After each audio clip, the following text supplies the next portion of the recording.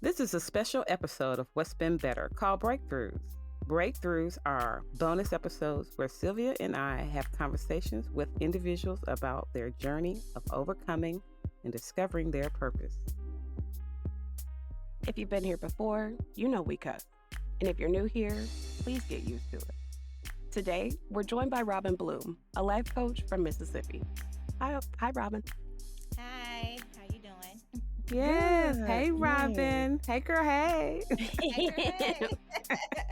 All right. Well, also, if you haven't already done it, please share this show with somebody.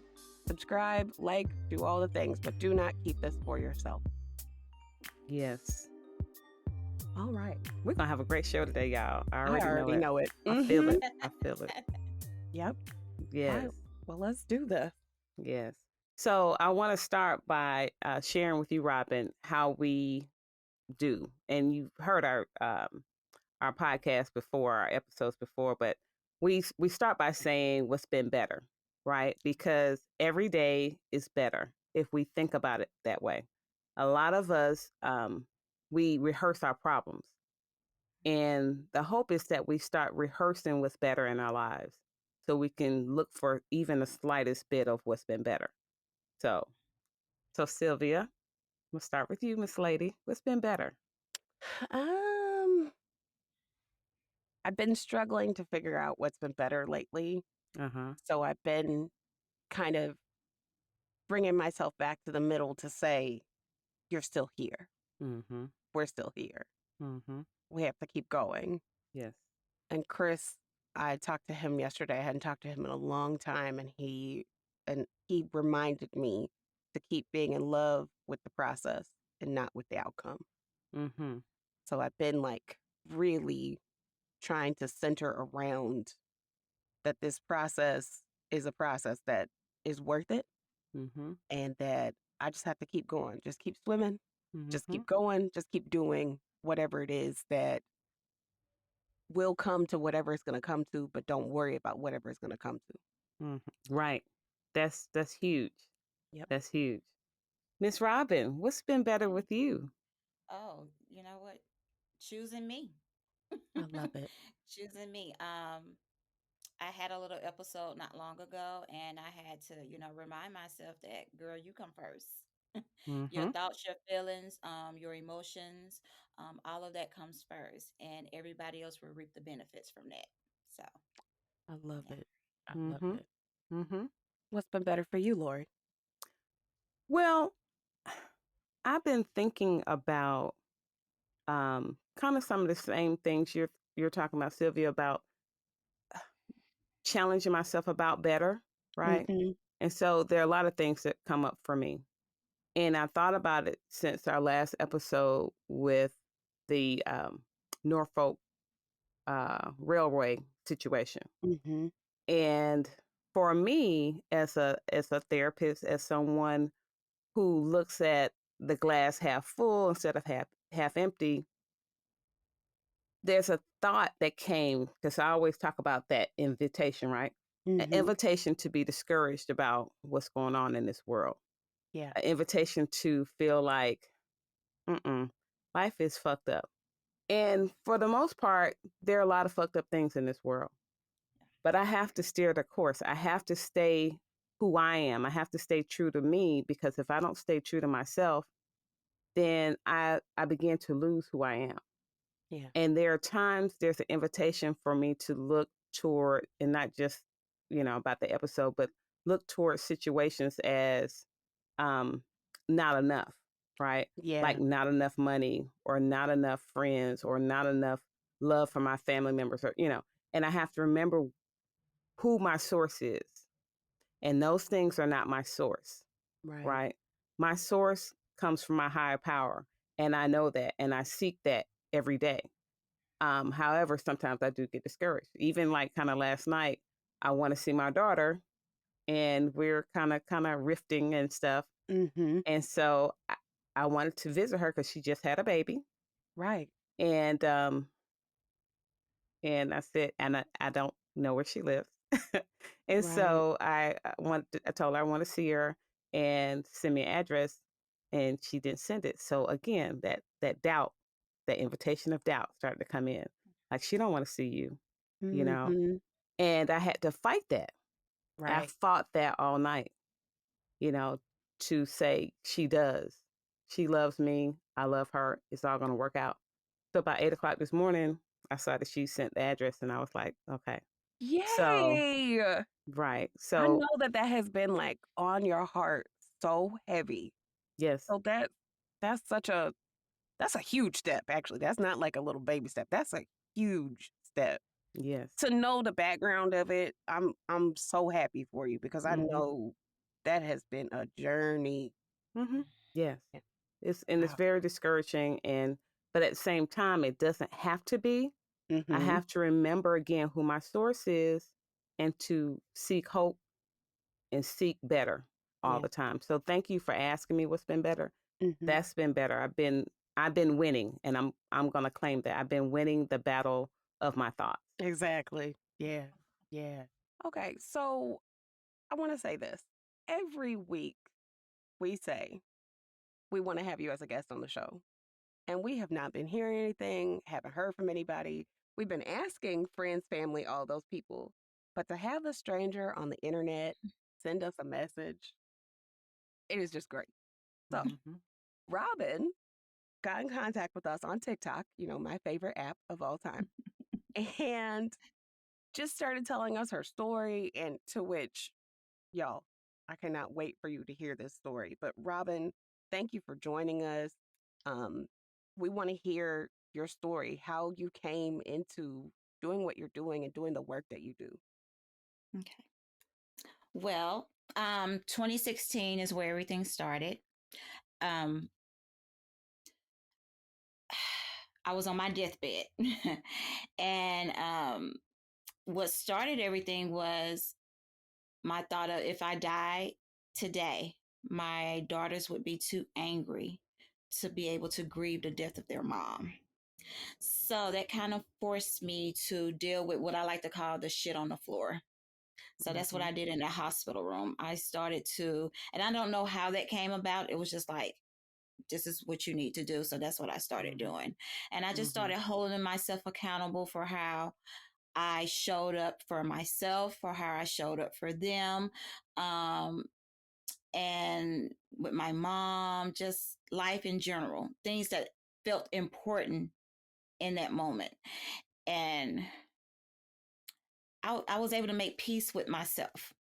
So at that Hmm. moment, I was like, okay, if I leave here, I'm okay. Because the other thing was, if I die, am I going to hell because of all my mess? You know how that is. Right. So, Hmm. but at that Mm. moment, I was able to, and it took some time because I was in the hospital for 2 months. Okay. But it once I made peace with myself, then I was able to have some conversations with my girls and my mom.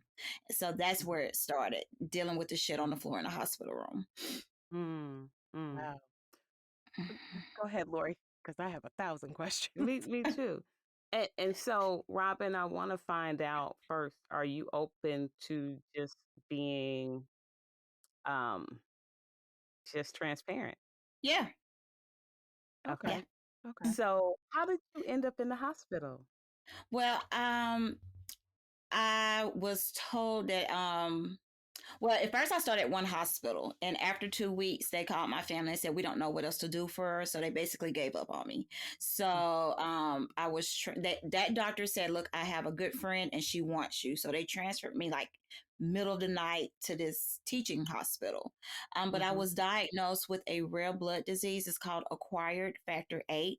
So like if Okay. you cut yourself, you can apply pressure, but if when I cut myself, I bleed like I've been shot. So I spontaneously bleed Oh, into my muscles, tissues, joints, and yeah. Wow. Yeah. okay. How rare is that? Is it like extremely rare?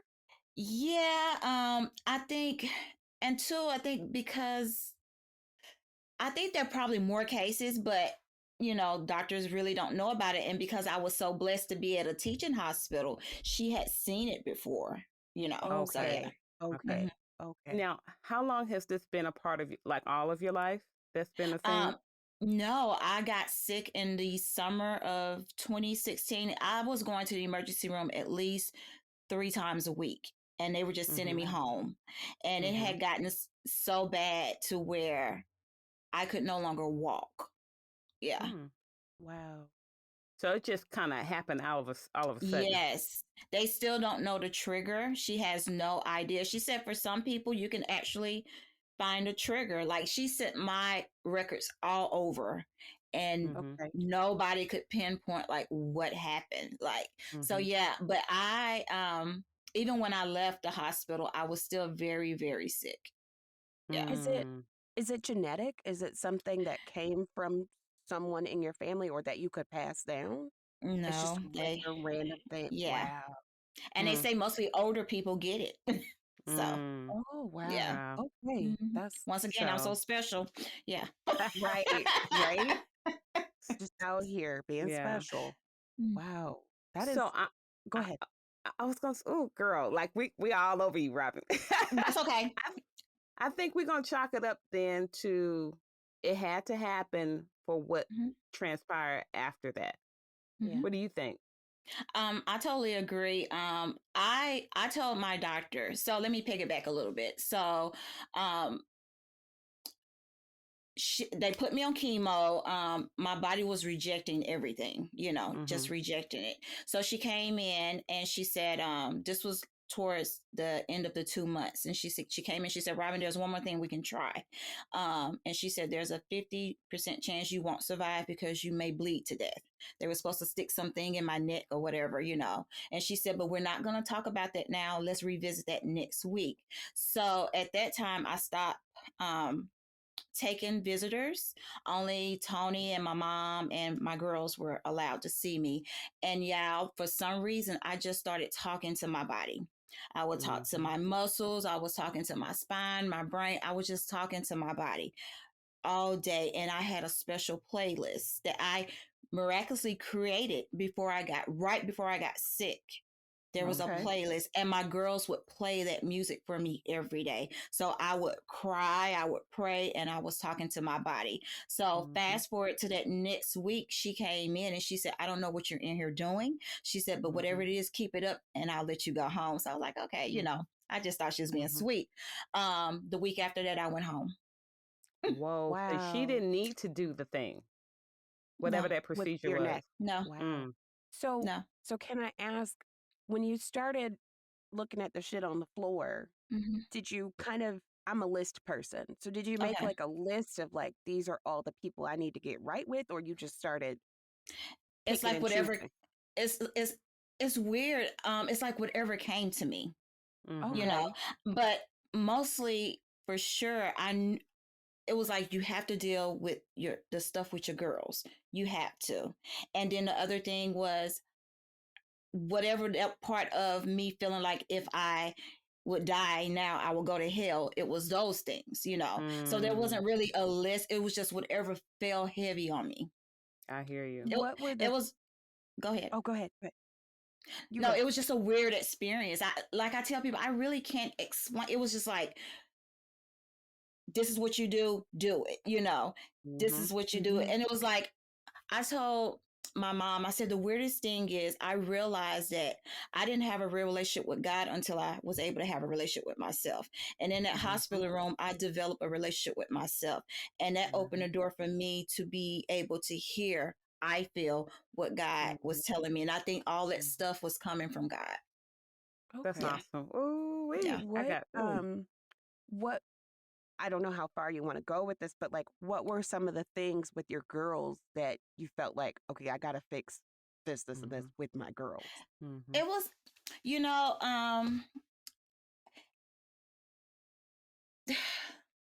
it was mostly of me feeling like whatever that disconnect was, like anytime there was an argument, mama, you don't hear me, or if they wanted to do something, I'm 100% in.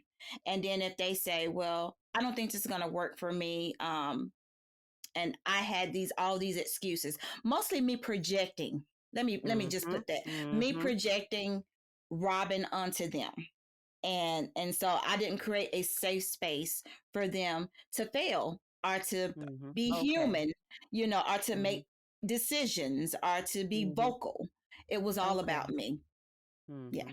Okay. Okay. Wow. So when you said in the hospital, you said if you passed, your daughters would be angry. hmm What would they have been angry about? They would be angry because they spent all these years with me and there wasn't like a real authentic relationship there Ooh. Okay, because of what? Okay. because of their mom trying to make sure everything looked good to the outside world. I see. I see. hmm Mm. And so again, like you said, there was a lot of projections. That's a projection too, in a sense, because that's hmm of course your perspective, and you don't necessarily know that that's from them, or did they tell you that too? Did they Yeah. say, They, "Mom"? yeah. Okay. Wow. So they came Yeah. out and said this. Yeah. There were real conversations. Yeah. Wow. How many girls do you have? 3. Mm-hmm. Wow. Yeah. Yeah. Okay. So what was that like? Like, what was that conversation like? Like, Mom, stop trying to put on, or stop, like, what was that like? It was because I think we're all strong-willed women in my family. Okay. Mm. It was they had a space to be vocal, but because my mom played a major role in our lives, I think being vocal was a little, as far as I was concerned, a little harsh, and I couldn't take Mm-hmm. it. Okay. Okay. And so they were vocal, but it was so harsh, that it was hard for me to receive. And until I was in the hospital, I was forced to receive You those had to words just that were said. take it. You had to Mm-hmm. Yeah. just take it on and listen. Yeah. Okay. Yeah. Yeah. So basically, like you just weren't listening before you were Yeah. defending. Yeah. I Okay. felt, so it was kind of like what happened with my mom. It just, Mm-hmm. same thing, same thing. And it hurt for some of the things that they said, to have to feel like, oh my God, I am my mother. you Mm. Right. know hmm Right. That yeah is interesting how that kind of it came full circle for you in a sense. Mm. yeah yeah Yeah. yeah Wow. So so then you're in the hospital. hmm You don't know if you're gonna live. You don't know if you're gonna die, right? hmm yeah, I And was so dying. these Yeah. right, and so these Yeah. things are coming to you. Let me get myself together. hmm You get out of the hospital. hmm You could have been like, "I'm out, bitches." Right. Cool. I'm out here. Gang, Like, gang. Like, right, right.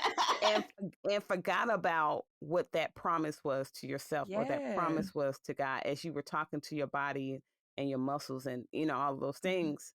Once you got out, you could have just been like, "All right, deuces," yeah. but you didn't. You sound Yeah. like you followed through on this promise. Right. Yeah.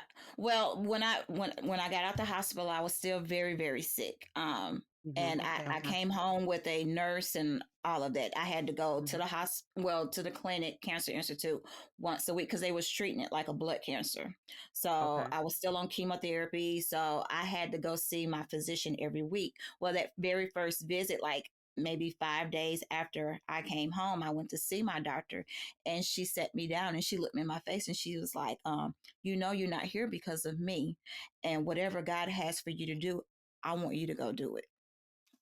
So Wow. Wow. yeah, And so, how did that sit with you when you heard her say that? What came up for you? I said, girl, what the hell are you talking Hmm. Uh huh. Uh huh. about? Because Okay. we had developed what was beautiful. We had developed a relationship in that hospital. Hmm. Okay. Uh, where other people saw her as very, Right. we were able to, and there were times where she would come in because I had moments where my blood pressure would drop and everybody would have to come in, and I mean I had scary moments, and there were Hmm. times where you could see the tears in her eyes, and they said that's not Hmm. her, but we were able to Hmm. develop a special bond where we communicate all the time still. And Hmm. um But when she said that, though, I came home and, it sat with me or whatever. And I kind of just fast forward. I wanted to learn more about what happened to me in that hospital, Okay. because now the way I looked at things were a little different, and that was a little scary. Like, um, well, then you have this guilt. There are some really great people in the world. So why me, God? There was guilt there. Right. There was guilt. I was on a critical care floor. So there were people dying all the time, Right. and Yeah. so, Yeah. so yeah. So almost to say, how am I special? Yeah. Right. How did I Yeah. make it through when these other people Mhm. didn't? Yeah. Mhm. And I had Yeah. a conversation with my mom and she said, why not you? Right. Exactly. Right. Mhm. How how far after you got out of the hospital did the book come? Yeah. Because The book let me came tell years y'all. later. Okay. the Okay. I had no intention of writing a book. The book came along. I was sleeping at about between 3 or 4 o'clock in the morning. It was like I was yanked out of my sleep, and it was like, right. That's how that Mm-hmm. happened. I had no intentions Mm-hmm. of writing a book whatsoever. Will you tell the listeners and the viewers about your book? Well, it's called Sis, Let's Clean Up This Mess. We got shit to do, and it's basically a guide to starting what my healing journey looked like. And for Mm-hmm. me, it was more of, for me it's more of like sitting with me, having a conversation with me, because my work is done through transparency. I feel like I can't tell you how to heal, but I can Mm-hmm. share with you what I've done, and you take from that, twist it, make it your own, develop your own tools and skills, and you go about your journey, what works for you. And that's Right. what the book is. It's all about me, completely about That's me. I will And say it definitely felt like a conversation. Like you saying, "Look here, ma'am, we are not doing." And I love the parts of the book that are like a workbook because Mm-hmm. former teacher, I love assignments. Like we Right. doing this homework. So I Right. felt like, okay, I could get the journal out and really answer these questions. Some of the Right. questions I was like, ooh, I didn't think about this. Yes. Right. Me too. Mm-hmm. Especially feeling like I've done some of the work. But Mhm. as Mm-hmm. I was reading, the questions, I was like, oh, I It, need to redo some stuff. yes, Mhm. that's how I felt. That's exactly how I felt. It's like, oh, we're not done. We are Right. not done. Right. Mm-mm. And Yeah. that's the beautiful thing for me. Uh, People go, well, Robyn, why do you say you prefer to still be healing? And I'm like, because I have so much gratitude for this space. If I get too egotistical and be like, I'm healed, then I won't be ready for the next storm, the next situation, the next group of people. Mm-hmm.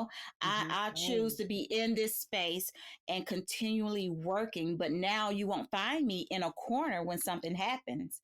I'm ready. Mm-hmm. Like, okay, well, God, okay, what am I supposed to learn from this? Mm-hmm. But Mm-hmm. before I would fall apart. But now it's like, okay, Right. shit happens.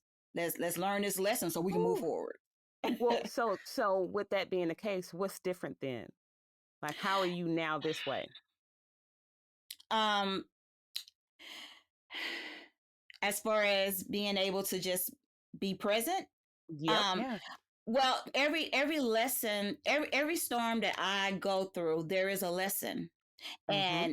And because I learned, like, authentically learned that lesson, I'm Right. able to be present in the next situation, whether it's a good situation or a bad situation. Right. I show up for myself. I have boundaries. I cannot live my life without boundaries. Most people, Right. they set boundaries for other people. Well, I'm not going to let Right. her do this. I'm not going, but my boundaries are for me. Robyn will Lovely. not allow X, Y, and Z, because I have to suffer the repercussions, from not being loyal to my boundaries. You understand? Right. So if Right. if I if I allow my children to treat me a certain kind of way, then that's my fault, because I keep allowing it. So my boundaries, I will Exactly. not let my children be disrespectful to me. I will not sit in Mm-hmm. that space. and I Right. remove myself from that space. So that's the way I'm able to show up. And I think because of my boundaries and holding myself accountable, how I show up in this world, now I'm able to just be present That and is walk in huge. peace. Yeah. And Oof. I'm gonna tell you that's different.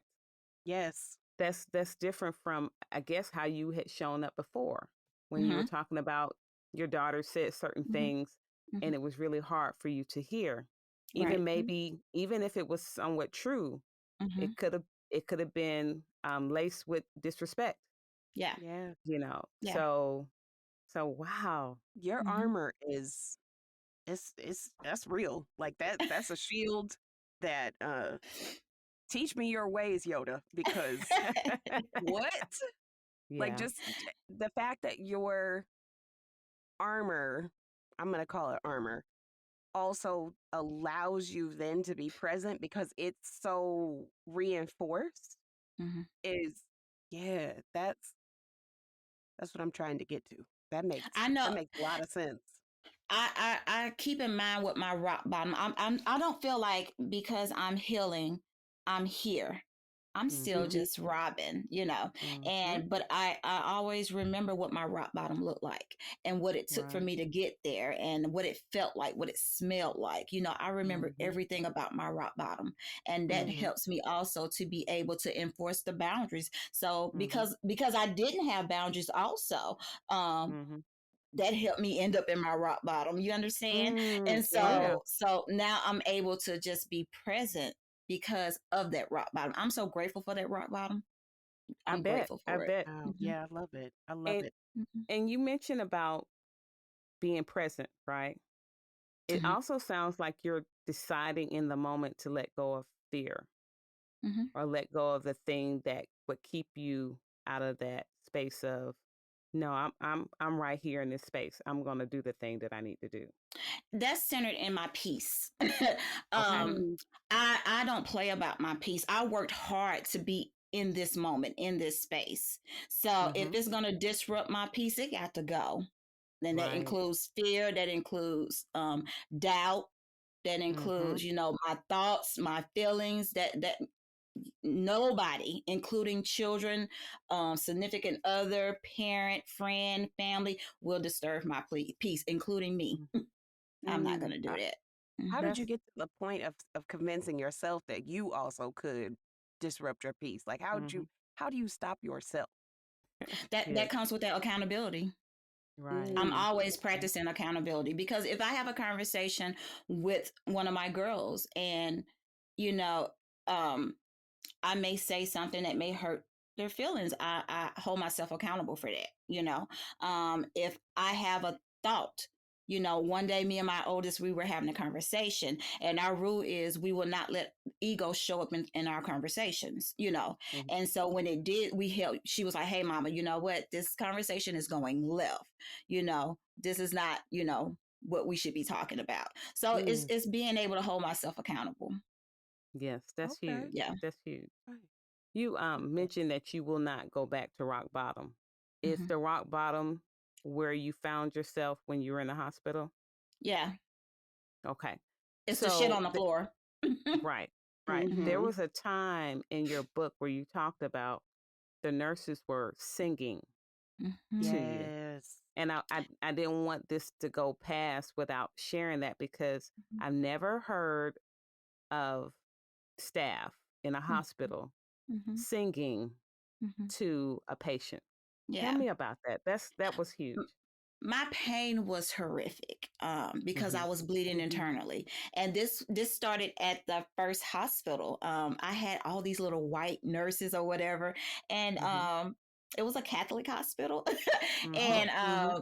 uh, a private hospital. And Mhm. you hear all these stories, about how Black women get treated. Yeah. But Right. and it's funny that you brought that up, because me and my mom had this conversation about that just 2 days ago. And I was like, Mama, at least twice a month, I think about that hospital stay, interacting with the staff. Mm-hmm. Um, uh, that day, when that first happened, they couldn't get a vein to get blood. Everywhere they stuck me, I would just bruise up, and it was just awful. And it just became so painful because they were trying different size needles, and and so the nurse went and got a male lab tech, and they came in, and they held my hand, and they sung to me until I stopped crying, and then they proceeded to be able to stick me. And those were the kind of experiences that I would have when the orderly would come to take me to get more testing. She would pray over me before she took me into the room so that I could get, MRIs or whatever done.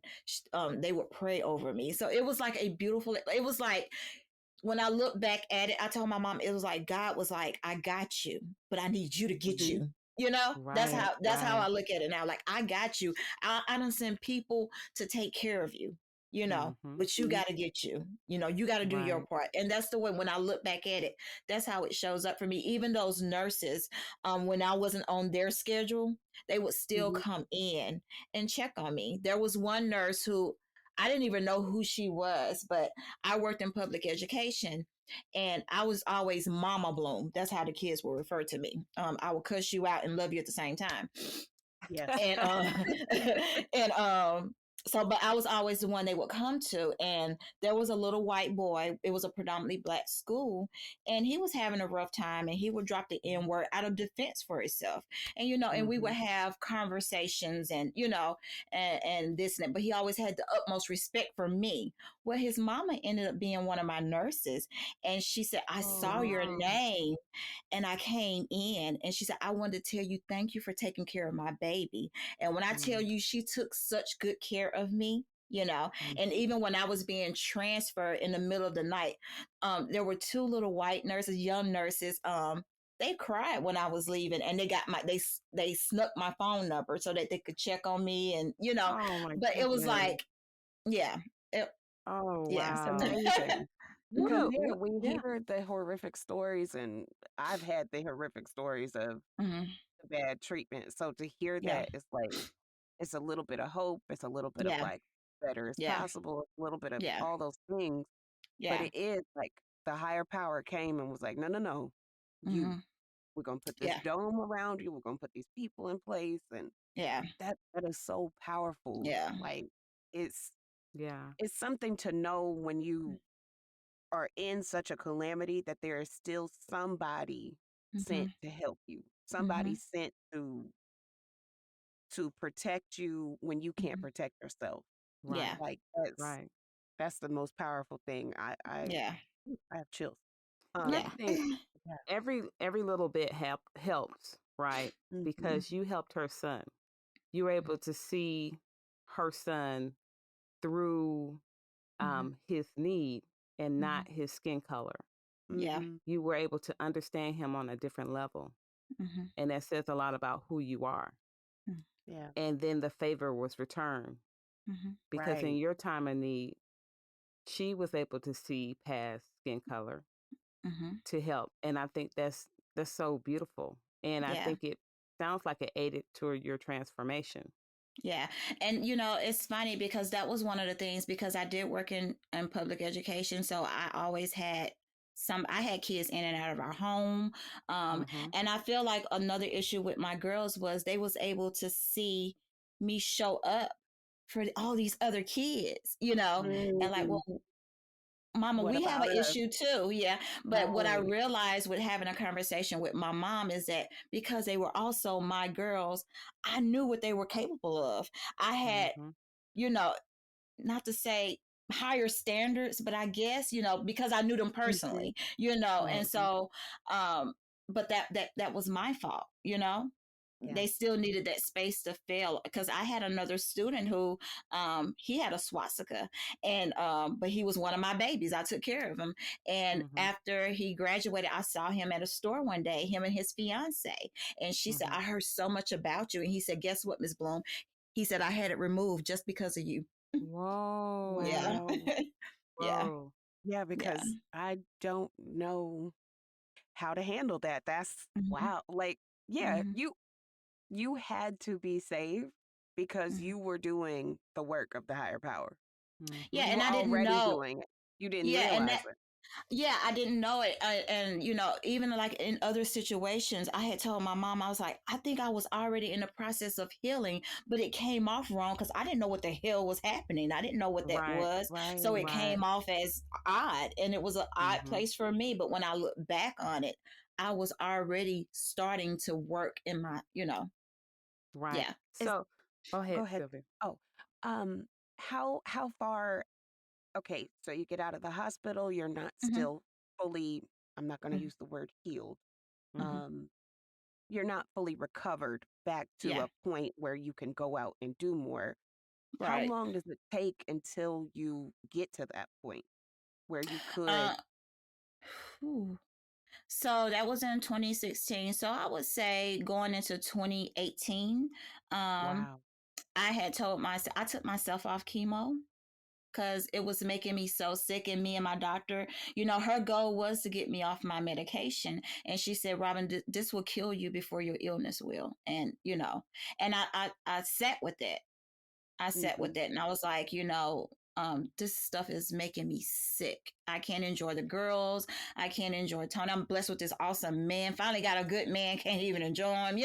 It was like, it was Mm-hmm. awful for me, Mm-hmm. And so I secretly took myself off and What Wow. was hadn't what had was to be that back like? on. Wow. What was that like for you to do that? Um, I didn't really think about it. It was a Mm-hmm. decision that I Okay. made, and I told God that if you give me 6 months to be here, I'm going to enjoy those damn 6 months. Okay. Right. But I wanted to be able to enjoy, you know, and so it really wasn't much of anything to me. It was just the fact of hiding it. Because once I told the girls, they were upset, and Tony and my Mm-hmm. mom, they were upset, but I didn't Mm-hmm. care, Mm-hmm. I hear like you. Right. yeah, this was look, I don't know what kind of time I have left. I know what looking in the face of death looks like, Mm-hmm. and I'm blessed to still be here, and I want to enjoy whatever time I have. Right. Right. You're gonna Well, choose you at that mm-hmm. point. Yeah. How did you feel when you stopped? Like, because you Um, said you were sick and then you stopped, and then what happened? I started to feel better. Okay. Okay. Yeah, Mm-hmm. and it Mm-hmm. kind of made sense of what she was saying, but Mm-hmm. we wasn't sure if I was going to have to be on it for how long, because Right. the amount of chemo it went from infusions to pills. Like Mm-hmm. that's how Right. much Wow. chemo. Like I was popping pills, the chemo Right. pills. Yeah. Okay. Okay. hmm Wow. Okay. So did you feel better right away, or did it was like a gradual feel better? You know what? I don't even remember. Okay. I don't even think that was much of an importance. It was the fact that I Mm-hmm. made this decision, so I'm focusing Mm-hmm. on my family. Yeah. So Mm-hmm. honestly, Yeah. I don't even remember. Okay. Can I ask, how did the healing house come about? Um, well, Tony, his mother she passed away or whatever, and so it was his childhood home, and he was like, I had been saying, I would like to bring women together, and do something with women, and he blessed me with the house. So we just redid the house, Wow. That's so and nice. yeah, yeah. So, Beautiful. um, yeah, I just wanted a safe place, to be able to, I wasn't looking at like this big business or anything. It was just something that I wanted to, like every little aspect of the house. I redid the furniture, the pictures on the wall. I either created, everything was touched by me, so everything in the house was personal, and Mm-hmm. so I just wanted to have a safe space for women to be able to come and just, do what they need to do. And the goal was for women to know that it's okay to be who the hell you are. Right. Right. There are other women that's just like you. We may not have the same story, but we're all trying to figure this shit out. Mm-hmm. Right. And the first time I got women together, there was one young lady, and she said that she had trouble looking in the mirror. She didn't look in the mirror, Mm-hmm. and we were doing a group session, and the fact that those other women with all their trauma and gravitated to her and told her how beautiful she was and poured into her, that let me know, yeah, this is what you need to be doing. That's awesome. So, Reminds Yeah. me of Miss Celie and Suge Avery when she put the dance in the mirror. That's, that's all I'm visualizing is that moment and how powerful that moment was. Hmm. I could see that happening there. Yeah, because yeah. because these are women who didn't feel comfortable sharing, and this is an odd space, especially for Black women. This is an Hmm. odd space to put your shit out there, because what are you Right. gonna, how are you gonna look at me and this and that, Hmm. and I know what that Yeah. space felt like. Yeah. My space, there's no judgment. There's no Right. judgment. If you got an issue with your mama, either you're gonna bring your mama so we could talk about it, or we're not gonna talk about your mama, we're gonna talk about you. Right.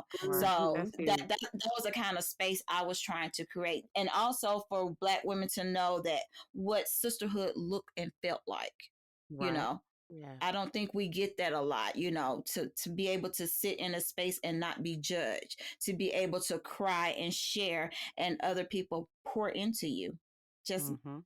genuine, just pour into you. So yeah. Right. I Right. love it. I love it. So, so did you become a life coach after that life changing situation, or were you a life coach before this happened? No, I became a life coach. The life coach stuff, that was for me.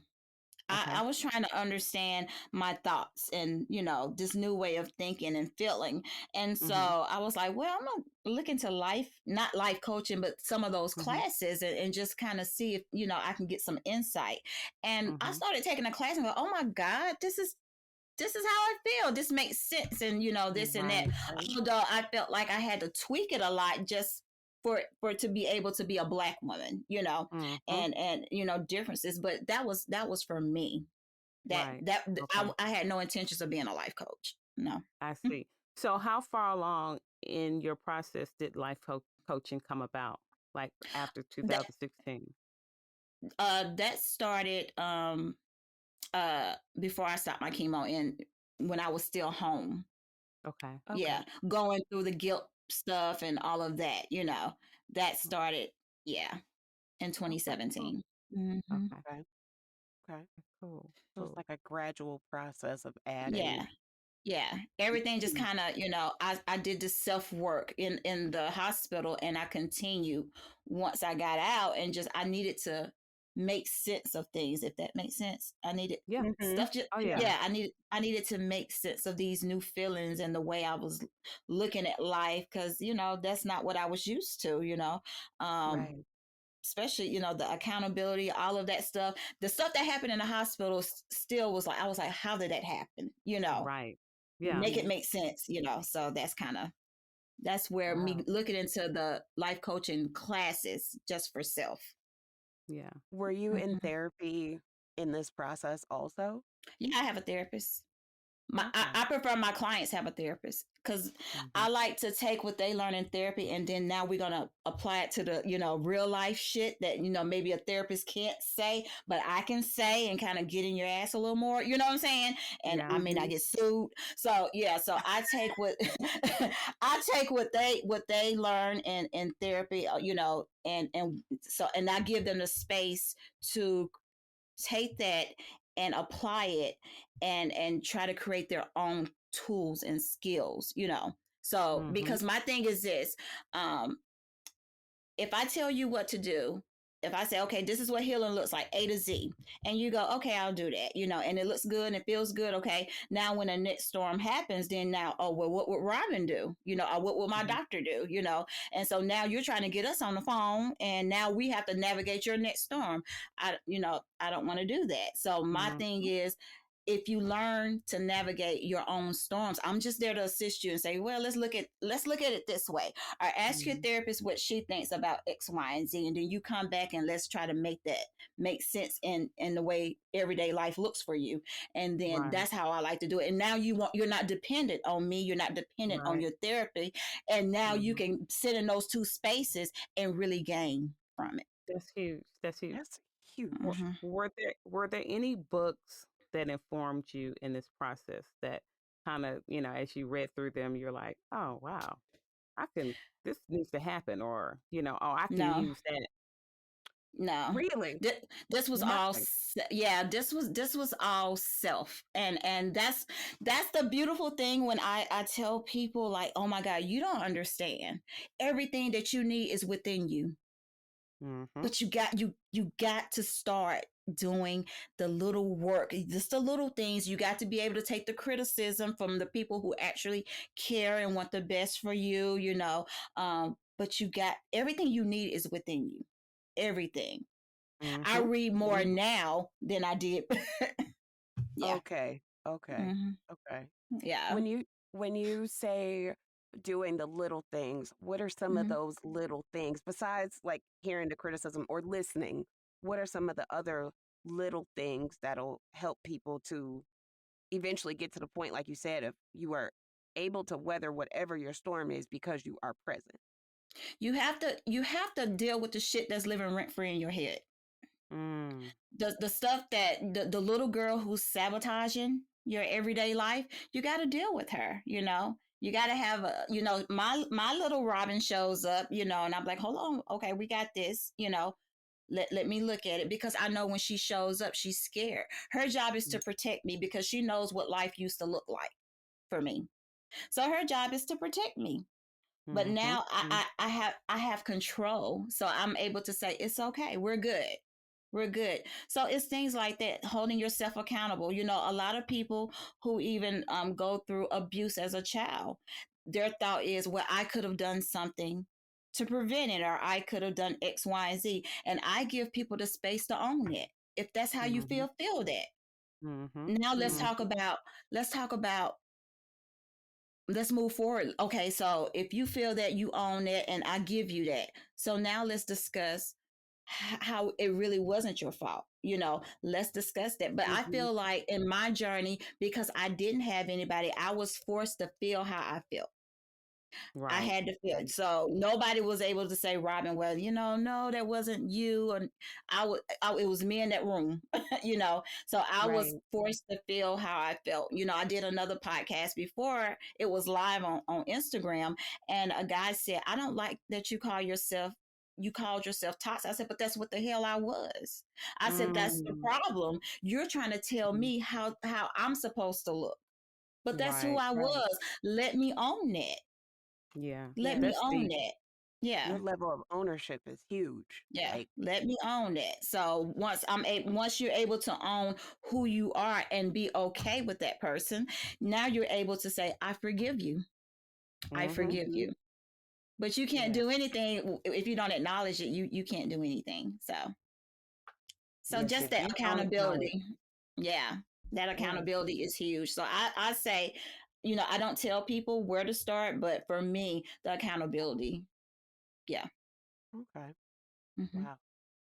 It's like it's like you're allowing people to go to therapy as like Hmm. that's the textbook, and they come to Hmm. you as like the supplemental materials of like, Yeah. here's the practice, here's the Hmm. reinforcement. I'm totally Hmm. talking teacher terms right now. Those who get it. But Mm-hmm. Yeah. um Like I'm gonna give you the real. right, like I like that you are the not saying that the therapist isn't enough and not saying that you aren't enough, but having the Mhm. two together, I Yeah. understand how you would get that reinforced armor Mhm.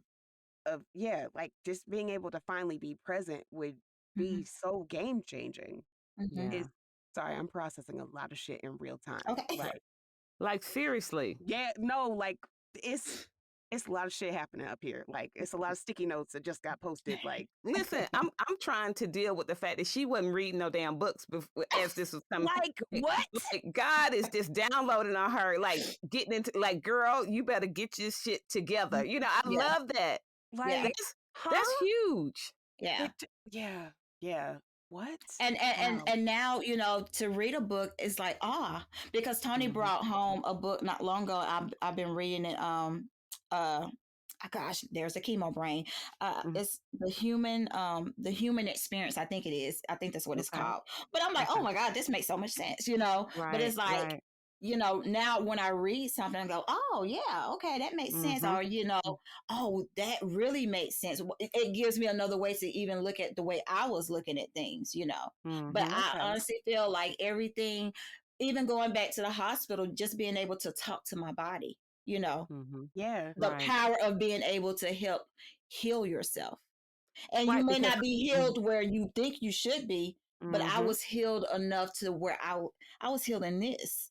Right. Right. Right. Now Yeah. I'm curious to know how you even thought to talk to your body. Like Right. what Because happened there? that doesn't I make don't sense. Yeah, I don't know where it came from, but I met a lady. Her name is Beverly Kearney, and she was in um, an accident, a car accident. And I met her on a retreat in Arizona. I went to the mountains and sat in the vortex. Girl, I had a whole experience. I'm from there. Um, I know. I know. yeah, okay. So yeah, but we met at a retreat, and we were talking, and she did the same thing. They told her she wouldn't walk again, and she's walking. Mm-hmm. She said, she was like, no. And she said something came over her, and she said, I started talking to my body. And I'm like, oh, what? Me Mm-hmm. too, girl.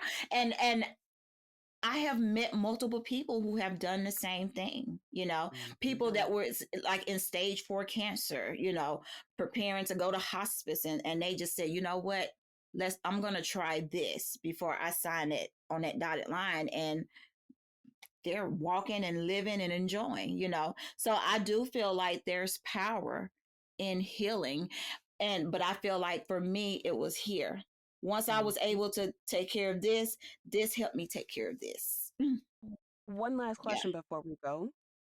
Can I ask what specifically you were saying to the parts of your body that you were able to transition them into this healing space? You know, that's funny. It was mostly like, you know, I was just like I was talking to a friend that needed my help, or that, you know, or needed I needed their help. Like, we got to work. I need you to work together, you know. Um Fingers, I need you to stop bleeding, you know. It was just things of that nature, you know. My Wow. kidneys were already failing, you know, and I was like, you know, kidneys, I need you, you know, I need you to work. I need you to work, because my kidneys improved.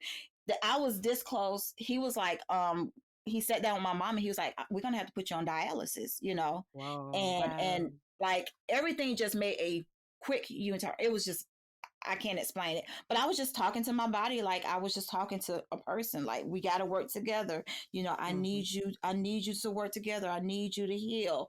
It was just, Yeah. it wasn't like this thought out process. It was just, I was just talking to my body.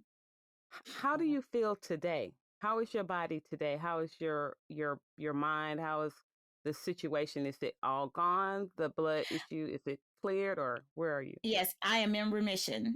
Look at that. Yes, Wow. Love I it. am in remission. The only issues that I may have is maybe from all the chemo and steroids that, you know, I have osteoporosis of the spine, you know, just broke down my bones and stuff like that. But girl, I'm good. Wow. I'm good. That No is complaints. Beautiful. That's That's so amazing. beautiful. Okay. Well, I hate that our time has come to an end. Tell the people where they can find you and get in contact with you and your book. Tell everybody all those things, and we're going to share them anyway. Okay, well, everybody finds me on Instagram is Life Coach Robyn, ROBYN, and in my bio there's a link to, you know, the book and all of that. If you don't have Instagram, it's on Amazon, and it's Sissless Clinic Dismissed. We got shit to do. Okay. And you're on TikTok, The Healing House. Yes, yeah, I'm still playing around with that. It's a thing. It's a thing. Well, Yeah, we're gonna want you to come back. So I just want yes. you to. There's more to unpack, because you also Okay. had a healing house experience, I think in Milwaukee or something. Yes. Okay. Yes. Yeah. So do you have Some any ladies different invited states? me to. Yeah, some ladies invited me out to do the healing house, the healing chill. They invited me Okay. to do that there. Yeah. Okay. Okay. Okay. That's nice. That is so nice. We definitely going to come back and talk about that again. If you would like to come back, please. We would love that. Yes. Y'all let me know. Okay. All right. Well, thanks for listening. Thanks for watching. That's it for this week's show. I'm Lori Scott. And I'm Sylvia Johnson. And you've been listening to What's Been Better. A big thank you to Lagon Music Inc. for providing our music. This show is edited and produced by us with a little help from our family and friends. We love you all. We want to hear what's been better for you. To be a guest on the show, send us an email to questions@whatsbeenbetter.com. Or you can find us on Instagram and TikTok at whatsbeenbetterpodcast. Thanks for listening.